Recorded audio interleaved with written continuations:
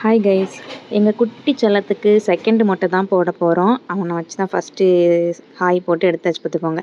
யாரெல்லாம்னா ஆச்சி, அப்புறம் அத்தை, சித்தி, அப்புறம் நாங்கள் எல்லாருமே கிளம்பி போயாச்சு 2 காரில்.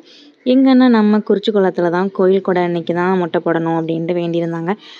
நைட்டு ஒரு நேரம் கோயில் கொடை தான் போகல. நான் ஃபஸ்ட் டைம் தான் இந்த கொடையெல்லாம் அட்டன் பண்ணுறேன்.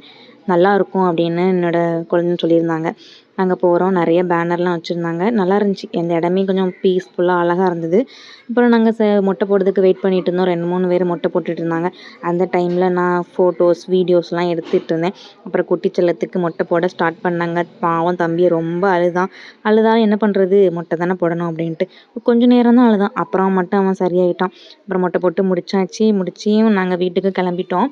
லாங் வீடியோ வந்து யூடியூப்பில் அப்லோட் பண்ணியிருக்கேன். நீங்கள் யூடியூப்பில் போய் பார்க்கலாம். அப்புறம் வீட்டுக்கு வந்ததுக்கப்புறமா அத்தை வந்து சமையல் எல்லாம் பண்ணி வச்சுருந்தாங்க. அதையும் சாப்பிட்டாச்சு. அப்புறம் நைட்டு கொடைக்கு கிளம்ப வேண்டியதான். Bye guys.